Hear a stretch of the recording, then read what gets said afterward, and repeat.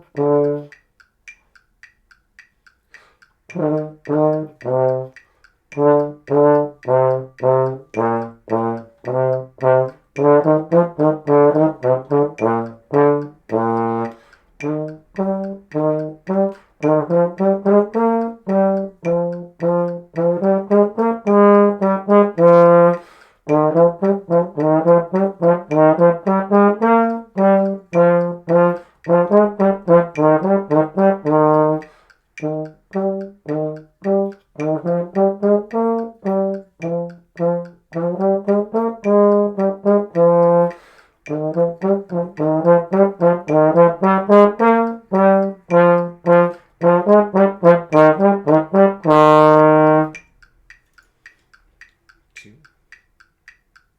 three, four.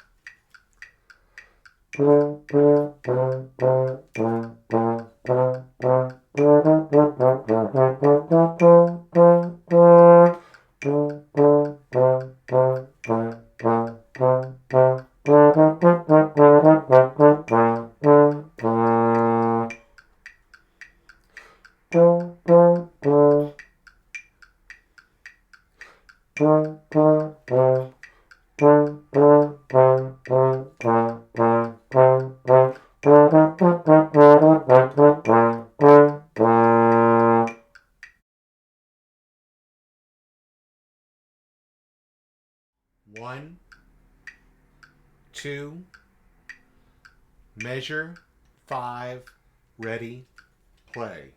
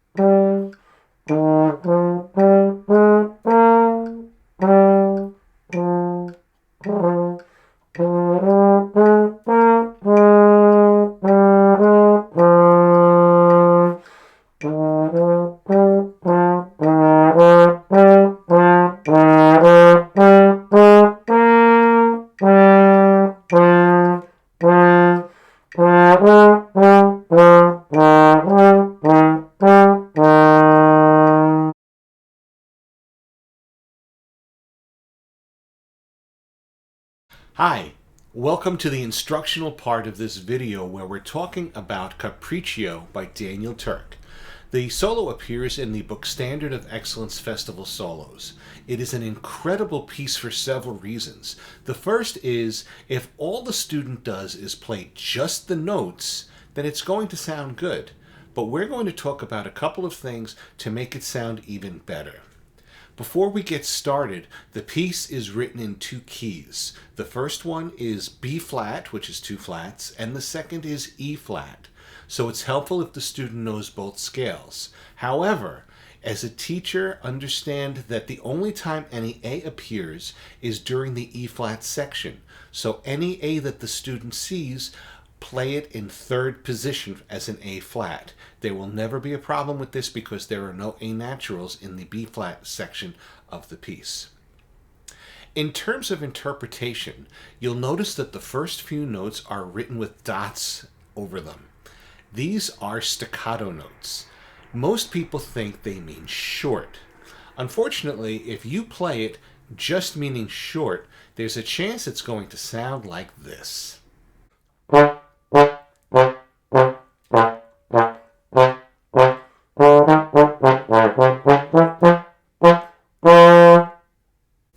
That's not only stylistically inappropriate, it just doesn't sound that good. Now, when we do it to make it appropriate, we're going to play the notes a little bit longer and just have a little pause of air between them. This is what it's going to sound like.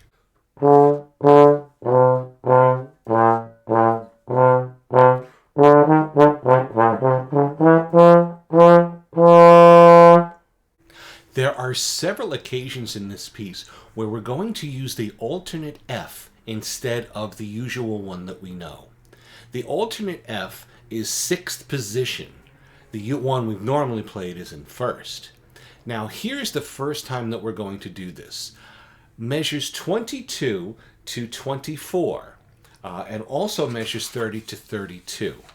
If we just play this with the Fs in first position, this is what it looks and sounds like.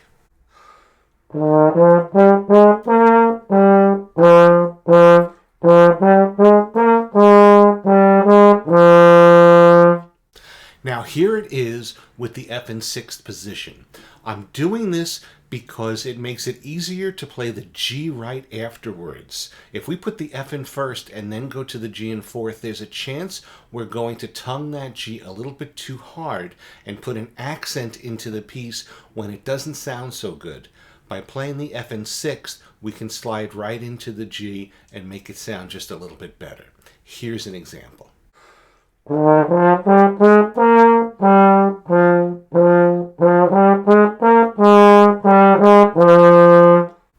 In measures 25 and 33, we're doing something even a little more different by using those alternate positions. If I play all of the Fs in first position in these two measures, my slide is going to be going forward and backward on practically every note. It's a little bit clunky, and this is what it looks and sounds like. We're going to play the first F of each of those four notes in first position, and then we're going to play the second F in each of the four notes in sixth position. What this will allow me to do is one big circular motion as I go through the measure, instead of pumping my slide back and forth. This is what it looks like.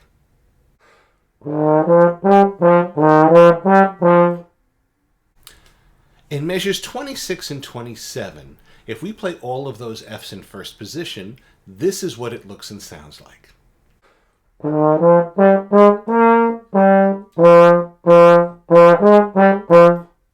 I'm going to play the first three Fs in measure 27 in sixth position because it's easier to get to that from the G that's just before them.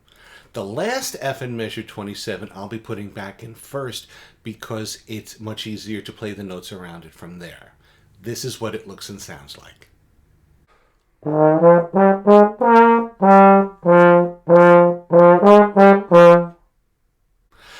In measures 26 and 27, along with 34 and 35, there's a tendency to put a breath right in the middle of those measures, right at the bar line. It doesn't sound stylistically correct. Here's what it does sound like, though.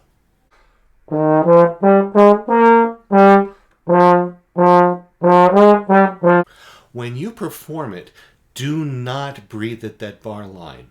At the very least, play the first two quarter notes of measure 27 and 35, and then breathe right after that. If you can make it to the rest at the end of this phrase, that's even better. But if you can't, make sure you're playing those two quarter notes on the same breath and then breathe after them. This is what it sounds like.